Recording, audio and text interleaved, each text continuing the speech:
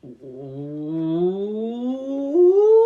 number 8. Let's open our flaps. It's number 8. And you know it's number 8 because it says the word 8. Let's go! His mother, his brother, and his mother, and his grandmother lie abandoned in death on the stone of the London Underground. Two antagonists squeeze in the smallest possible space, prop each other up to sleep. Let us, blackly scarred with a censor's knife, translate the unimaginable. I heard the child ask where its legs were. I think we were long in now of onions and lemons. The radio voice said, out of privation and the death of friends arises new determination. Bombs are bigger, but the human brains they burst remain the same. It is the faces we once kissed that are being smashed in the English coastal towns. The hands we shook that are swept up with the debris. The headlines speak to us of the private lies, yet still the mangy dog skulking under our window arouses a real pity. Babylon and Sodom and the Roman Empire fell, but the winter blizzard cuts as cruelly as ever, and love still uproots the heart better than an imagined landmine. His brother and his mother and his grandmother lie buried, but in the lava of history. They are already wept for by their posterity's tragic chorus. Their effigies will rise when a new Pompeii is opened. But this bleeding minute cares only for the moment's fact which says that it is near dawn and he has not come back. It's not consoled because 8 hours ago on the phone his trembling voice announced their deaths. Why should even 10 centuries of the world's woe lessen the fact that I love? Cradle the seed, even in the volcano's mouth. I am the last pregnant woman in a desolate world. The bed is cold and jealousy is cruel as the grave. Who knows what's going on? I know what's going on. Do you know what's going on? This is a repeating theme. When my eyes float around the room like two ships lost on the sea, I know the exact measurements of my captivity. For I cannot escape my bashing my head against the box-like confine, nor can I summon into my company ghosts with visionary eyeballs. There is never anywhere to cry. The walls are always too thin, and the sobs so loud that they echo down the street across saltwater bays. There is never and nowhere a time for such a word. For clues to all calamity, I have painful love-making of alley cats along the roofs outside my window, the quarter-hour chiming of a clock whose notes partly never strike, the wheezing of the coils fearful and regular like crickets. The elevator, though, clatters, a promise of event never fulfilled, but sometimes the plumbing shrieks remotely like the message of a fallen comet. I review all I know, but can sympathise no meaning. When I doze, the fact, the certain accomplishment's calamity wakes me thoroughly like a brutal nurse. I see it crouching inflexibly in a corner of the ceiling. When it comes down to geometrical diagonal like lightning, it says, I remain, I am. I shall never cease to be. Your memory will never grow a deathly grace. You will forget, you will fade out, but I cannot be undone. Thus every quarter hour it puts the taste of death in my mouth. It shows me, not gently, how I go whoring after oblivion. The wallpaper drips gloom, and the walls press in like dread. This dark hotel room is the centre of the whirlpool where no one can longer resist. Here is the bed where the love so often liberated us and dissolved the walls, but where also the night shook him by the collar like a dog till he spat out the rag ends of his fear. You're a cunt, nothing but a cunt. You know you're only trying to bribe me. No, no, no, no. Over there is the chair, less lucky in function, where he read the newspaper or waited impersonally absorbed. It is my worst antagonist, for most often it won him away, though sometimes it opened benignly and I saw him through his fingers beaming the positive while I strutted for him. The mirror is the best breeder. On lucky nights it returned me my face as if it was bestowing a proud honour. This is the face that launched 1,000 nights of love. This is the trap that lured archangel into your bed. This is the precarious instrument that pulls the pole stars to you. But sometimes alone, it caught my two eyes like butterflies on a pin, and it showed me a face about to be submerged by tears, hounded back to the sterility of its counsel, when the day of wrath, now avalanching into the present, should arrive. The sight of that mad face in the heartlit room drove me to pace and loud noise. Your own shadow meeting you announces the end, too likely and too imminent feature gnawed that face to death. But then the electric light burned out, and the bleak dawn showed only in large pores of the remnants of yesterday's cosmetics. And again, when I peer into the mirror to find a distortion of my own image which would make my pain into a bearable legend, that form bends me over to embrace forever like the persistent neon lights. Oh, I remember the night it turned him into an Assyrian girl, casting his lashes under a blossoming turban. Where we were two sisters, and I the protive. He had no breasts, and this was nostalgic. Oh, the glittering incest bird, but all so gracefully submissive. Who will put the hand over the heart? He removed his headdress, and we were plain people ready for the night. The typewriter typed holes in our foolproof games and made the gap that nearly broke us, as well as my fingernail. I see now how alien love is also to the clerical, and why girls can be so practical and still never fulfilled. It doors down to the scaffolding, which has never heard of the wish of a pink ruffle negligee, nor the leisure to concoct new ways to cajole the languorous and voluptuous. 5-sensed it drills nerves, and its sympathy is with the miser. It's not an instrument of love. In cafes, behind plush curtains, where for 25 cents each we had a temporary luxury. Sometimes things went well, and I held my breath and poised my fork above the fish cakes when revelation came. Glances sideways into the mirror, I could see his face watching me, and I had no doubt then of his indulgence. The pawn shop and the bank, where we went for letters and answers to our appeals for rescue, had different moods. Like players subject to revolving coloured lights.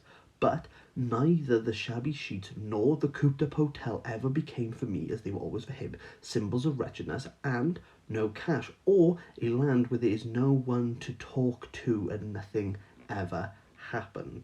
Wherever we went, though, whatever we did, we always had to return like cornered foxes to the hotel room, and always the wallpaper dispersed with its heavy writing any optimism we might have gathered. There's no solutions in the writing on the wall. It urged us to despair. It's criminally responsible for all histories.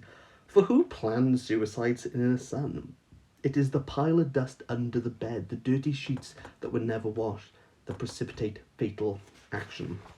Okay. I'm preferring that. I've enjoyed that section more. I'm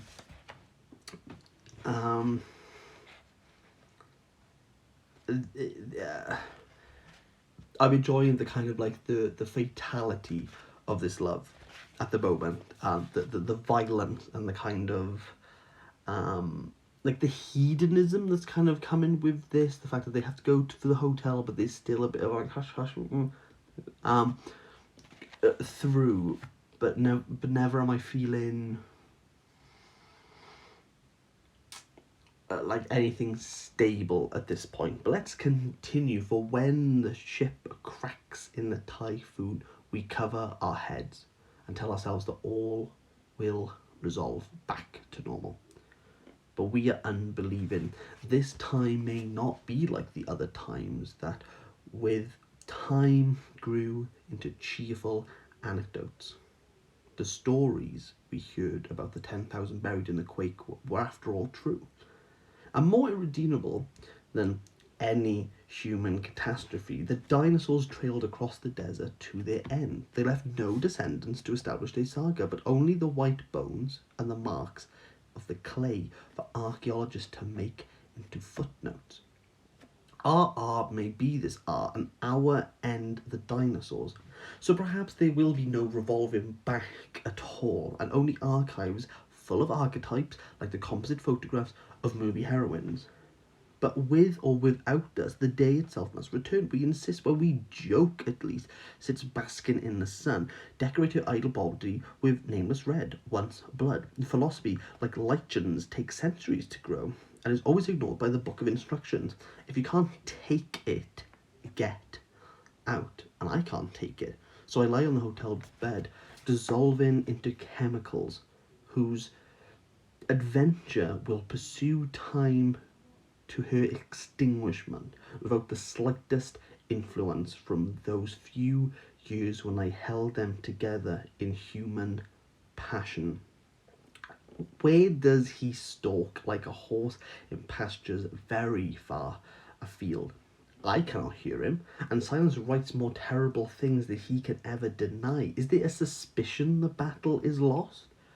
Certainly he killed me 14 nights in succession. To rise again from such slaughter, Messiah must indeed become a woman. He said this absence was the mere mechanics of the thing, but it is not the same. He did the one sin which love will not allow: the police, the domestic scenes, cool and friends, the bribe provincial cops, the sordidness of hotel were powerless, but love has other laws, whose infringement, even by a slight trespass, is punished without trial. He did sin against love, and though he says it was a pity's game, that pity was only fighting a losing battle with love. He was useless to pity, and in wavering injured love, which was, after all, what he stalked for, what he had ungambleable. For all he had ungambleable. Very fun word, very fun. So I'm caught without a pole star. What inhibition can I restrain my despair? What can pull me back? Too many nights have built in explosive facts, and without one fact, all these facts invalidate the 5 million refugees, the corpses that died of starvation, the blood and the mangling have absolute no dam. Only love can, with a great gaze, stop. But where is love? Crucified over 500 miles, stretching out over the snow of the dilapidated country, there were only birds at home. They're only there for 6 months of the year. How can I put up love to my hopes so suicidal, are wide-eyed when the matter is too simple and too plain? It is her tears he feels trickling over his breast each night. It is for her he feels the concern and the pity, after all, not the love, all of this 24 hours. Perhaps I'm his hope, but then she's his present, and then if she's his present, I'm not his present, therefore I am not. And I wonder why no one has noticed I am dead and taken the trouble to bury me, for I'm utterly collapsed. I lounge with gazed eyes, or nor weep tears of sheer weakness. All people feel criminally irrelevant. I ignore everyone and everything, and if crossed or interrupted my decay, hey, nature is only the irking weather and flowers' crude remainders of stale states of being. I have not been in love, but in despair these last 10 days. Without love, I am lost more fatally than he can have any idea of. Who thinks nature revives me so resiliently? Nature has been good, but she's worked miracles upon me and for me, but this is where it all leaves, and for what she persevered me. So if it lacks totality, it topples. It lacks all, and I'm as dead as the parson's egg was bad. Sometimes when I squeeze the pain from side to side in my caged head, I say, if I'm suffering, think what she suffered. 100 times more than 100 of hope, and I'm dazzlingly happy on top of her profound and excruciating misery.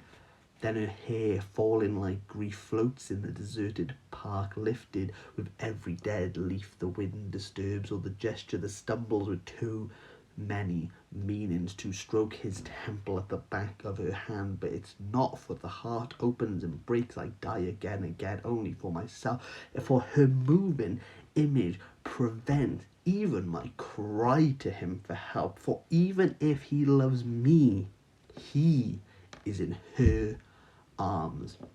Oh, the fact, the unbearable fact that it is she he is with. It is her, it is not me, because he is sleeping with her, but I do not bleed. The knife stuck in my flesh leaves only the hole that proves I am dead. Smart. Smart. Ooh. Smart. Al dente. Al dente. Why does he write minor martyrdoms?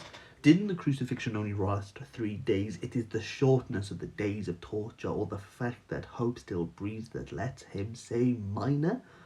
How can anything so total not be minor? He has martyred me, but for no cause. Nor has he any idea of the size and consequence of my wounds. Perhaps he will never know, for to say you killed me daily, and oh, most especially nightly, would impale blame. But I do not blame, nor even say you might have done this, or rather than that. I even say you must do that. You have to do it. There's no alternative. Urging my own murder. But if a knife is stuck in the engine that pumps my blood stops. No matter how I reason with it. Will he notice that my heart has ceased to beat? He may at one glance restore me and flood me with so much new love that every scar will have a satin covered and be a new glitter to attack his heart. From the great distance after these nights of separations, more than I can see. My imagination is snowed under the eternal unpunctuated hours. What should happen if there's no instantaneous resurrection? I don't know. Blackness worse than death's blackest premonitions, or the oblivion of prehistoric tribes. But I know one thing, I feel too deadly a foreboding. For ever again he lets those nights happen, or dallies with remorse for past sins to others while sinning most dangerously against me, I shall be unrevivable. I shall, whenever I want to, or not be struck dead with the fact. And he may clothe it all in humanity's most melting colours and pity and sympathy, and call on love to be kind, and I shoot, I'll pray. Let me be kind, but it will be no good. Only the fact of potency and the fact it will be fatal. She's good.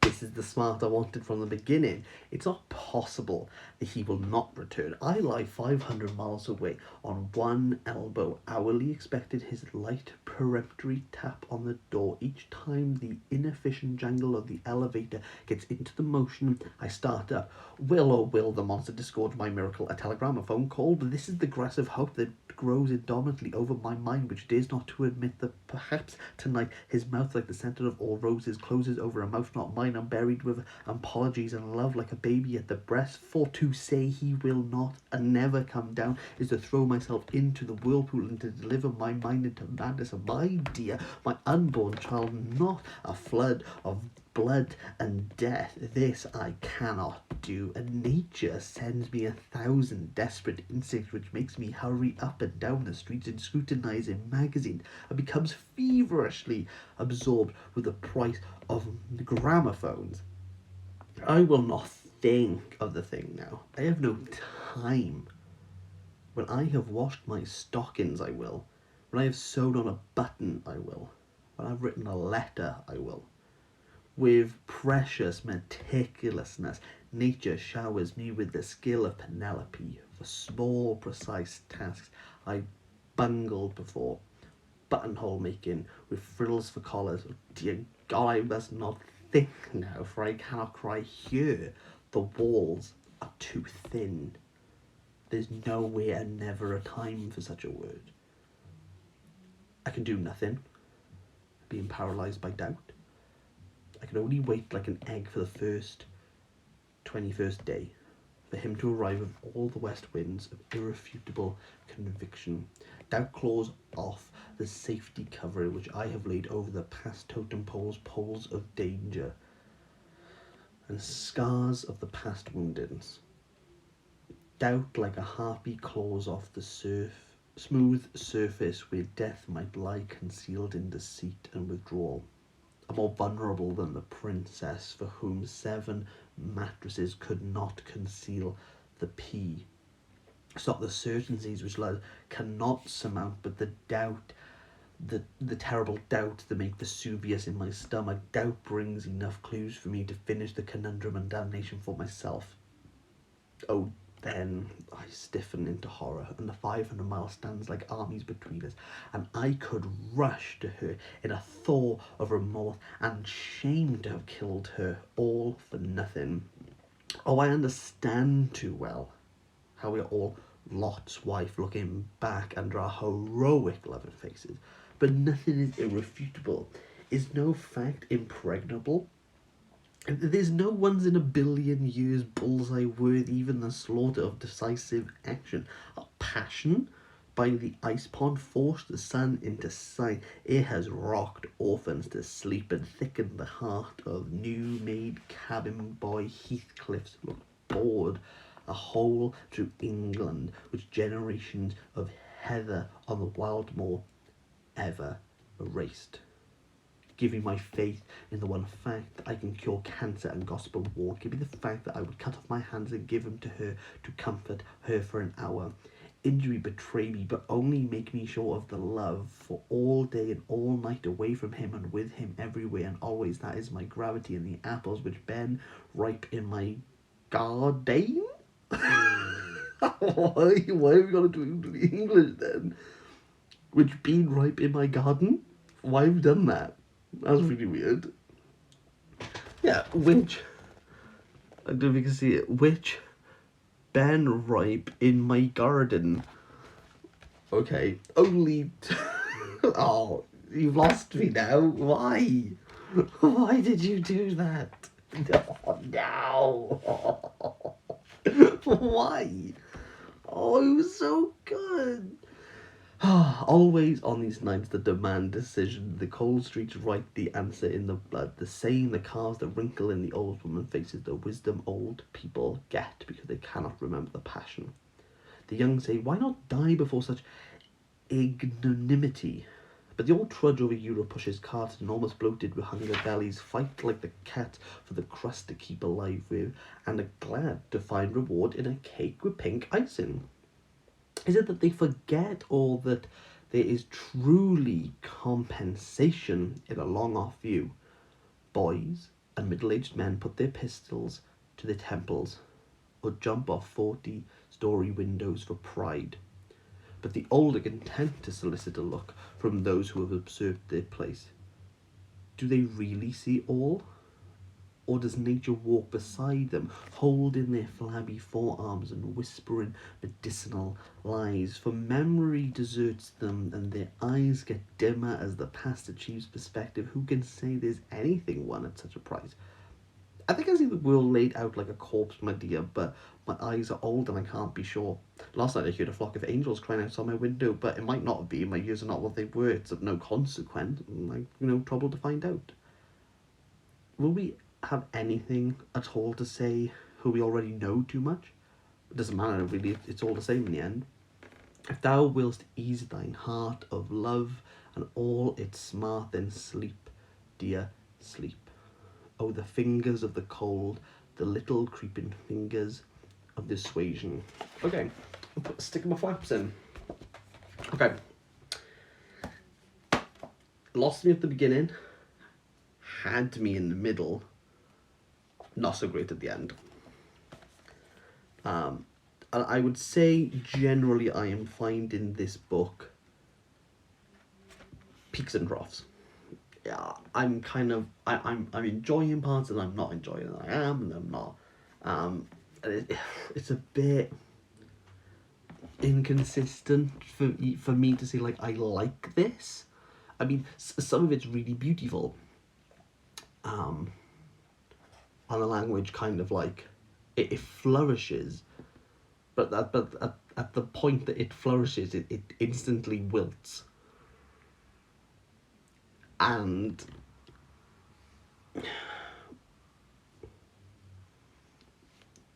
that, bye.